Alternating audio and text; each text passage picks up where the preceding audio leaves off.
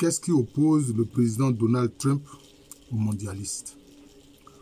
Pourquoi est-ce que le Premier ministre Starmer, après avoir rencontré le président Trump, a changé carrément à son retour dans son pays en disant qu'il va fournir des missiles à l'Ukraine?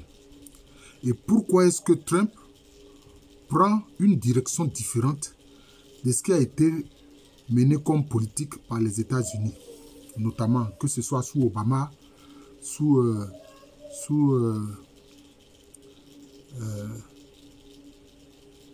le président qui a précédé Obama, c'est-à-dire Joseph Robinette Biden.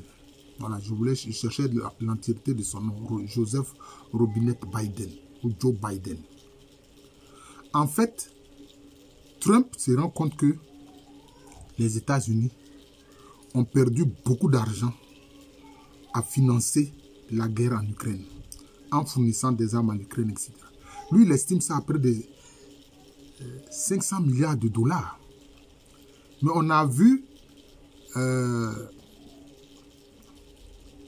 Volodymyr Zelensky dit que non, lui, c'est 175 milliards de dollars que lui, il a reçu.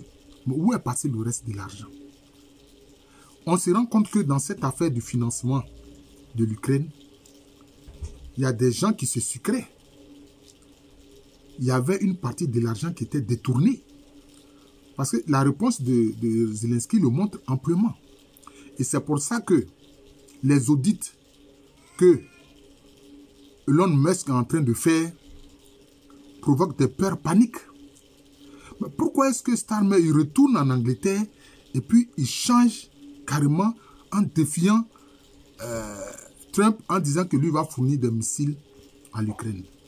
Mais ils ont déjà fourni des missiles à l'Ukraine. Les missiles Shadows, c'était des missiles anglais.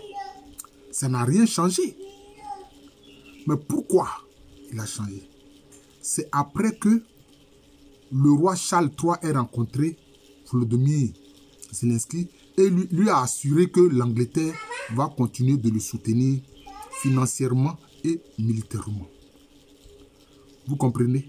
Mais pourquoi est-ce que le roi fait cela? Pourtant, on dit qu'en Angleterre, le roi, il règne mais il ne gouverne pas. C'est pas vrai. En dessus, il gouverne. Mais pourquoi il fait ça? Parce que lui, il fait partie des mondialistes, de l'agenda du nouvel ordre mondial, du New World Order, qui veut un seul gouvernement dans le monde. À plusieurs reprises, moi, j'ai vu le roi Charles III, même quand sa mère vivait encore, qu'il n'était pas encore roi, qu'il était l'héritier, il participe au Forum économique mondial de Klaus Schwab. Oui, il participe chaque fois à ce Forum économique mondial, qui n'est qu'une porte ouverte sous le manteau d'économie des mondialistes qui veulent créer un seul gouvernement. Et sur la Terre, George Soros est l'un des grands financiers et l'un des porte-flambeaux de ces gens-là. Mais derrière tout ça, il y a un aspect ésotérique. D'ailleurs, quand la guerre de l'Ukraine a commencé, on a vu un membre influent de la famille Rothschild, pour ne pas dire Rothschild, qu'on appelle Jonathan Rothschild, qui a dit que eux, ils ne peuvent pas perdre l'Ukraine sur l'échiquier mondial. Mais regardez, dans toute cette affaire-là, ceux qui sont derrière, qui sont tout puissants, ne sont pas en fait des hommes politiques. Non, non, non. Ils ne sont pas des hommes politiques toujours. Et les hommes politiques qui leur obéissent sont sous leur férule. Voilà. Hein? Les dirigeants de l'Union européenne, pour la plupart, sont sous la férule de ces mondialistes-là, qui sont en même temps les partisans du wokisme, du LGBT, des changements de sexe et tout ça, là, ils sont derrière. Mais qu'est-ce qui se passe? On se rend compte d'une chose, c'est qu'aujourd'hui, l'Europe n'a pas suffisamment d'armement pour faire face à la Russie. Et puis, ils perdent beaucoup d'argent dans ce conflit. Et les officiers, parce que eux, quand ils viennent, ils envoient des officiers, des instructeurs pour guider les soldats ukrainiens. Mais beaucoup de leurs officiers sont morts. Et maintenant, ils disent qu'ils vont venir maintenant franchement sur le terrain, c'est-à-dire qu'ils vont envoyer maintenant officiellement des soldats sur le terrain. Mais récemment, on a vu,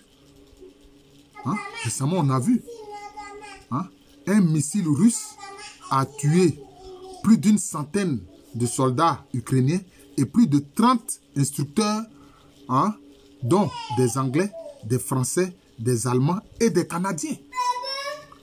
Parce que le Premier ministre actuel du Canada, il fait partie des gens du Nouvel Ordre Mondial. Macron fait partie des gens du Nouvel Ordre Mondial. Starmer fait partie des gens du Nouvel Ordre Mondial. Mais il se trouve que l'Union Européenne disait parce qu'il y en a qui ne sont pas membres de ce Nouvel Ordre Mondial-là. Voilà. D'ailleurs, il s'énerve parce qu'en Roumanie, quelqu'un qui n'est pas du Nouvel Ordre Mondial et qui a une vision nationaliste, on veut l'empêcher d'accéder au pouvoir. Donc, ça dit que ceux qui ont une vision nationaliste et non mondialiste, on les empêche d'accéder au pouvoir. Mais il faut savoir que derrière ceux-là, ces gens du Nouvel Ordre Mondial, qui sont des lucifériens et des satanistes assumés. Je répète, ce sont des lucifériens et des satanistes assumés. Ils ont beaucoup d'argent. La Banque de réglementation internationale peut financer, je peux dire indéfiniment, la guerre en Ukraine. La banque même de Rothschild peut financer indéfiniment la guerre en Ukraine. Et le Royaume-Uni, la famille Windsor, la famille royale Windsor a suffisamment de moyens pour financer. Les gens de la City de Londres, ils ont suffisamment de moyens pour financer. Mais le problème aujourd'hui, financer ne suffit pas. Parce que la population européenne est vieillissante. Faut-il envoyer comme ça des jeunes sur ce terrain-là, alors que la Russie à elle seule produit plus d'armes que ces Européens-là? Et puis en outre, pour Trump, il n'est pas question d'envoyer des soldats américains sur le terrain. Parce qu'il a dit, lui, il veut préserver des vies. Voilà. Parce qu'il est scandalisé par tous ces morts-là en Ukraine. Il ne veut plus de ça. Mais eux, ils veulent poursuivre par rapport à l'agenda du Nouvel Ordre Mondial. Leur agenda, c'est le Nouvel Ordre Mondial. Ils s'en foutent que les êtres humains meurent. Non, ils n'en ont rien à cirer. Excusez-moi l'expression, mais ils n'en ont rien à cirer. C'est ça, ces gens du Nouvel Ordre Mondial. Vous voyez. S'il faut qu'ils prennent des mercenaires ici et là, ils vont le faire. Mais en fait, quand on met les cartes face à face, ils n'ont pas le joker. Celui qui a le joker, c'est la Russie. C'est la Russie qui a le joker. Et puis, il se trouve qu'aujourd'hui, les États-Unis ne sont pas prêts à collaborer à la poursuite de la guerre. Parce que ce sont les satellites, les moyens technologiques qui sont mis à la disposition de l'OTAN pour poursuivre la guerre un peu plus efficacement en Ukraine. Mais aujourd'hui, ils ne veulent plus le faire. Or, les Européens, à eux seuls, n'ont pas cet équipement-là. Je crois qu'il y a un journaliste qui avait demandé à Star, mais est-ce que vous seuls, vous les gens de l'Europe, vous pouvez faire face à une guerre face à la Russie? Il n'a pas osé répondre. Il n'a pas osé répondre. Parce qu'ils ne peuvent pas. Ah oui, la vérité, c'est qu'ils ne peuvent pas. Il y a eu un événement récent, je crois il y a quelques jours. Il y a un tanker canadien chargé d'armement, qui partait au port d'Odessa pour envoyer des armes à l'Ukraine. Mais ce sont les Américains, la CIA qui a informé la Russie de cela. Et la Russie a détruit le tanker, détruit les armes. D'ailleurs, ce tanker est en train de couler dans le port d'Odessa. Il est possible que maintenant, là, la Russie décide de prendre le port d'Odessa et puis on n'en parlera plus. Je ne voudrais pas que les vidéos soient longues, donc merci et à bientôt.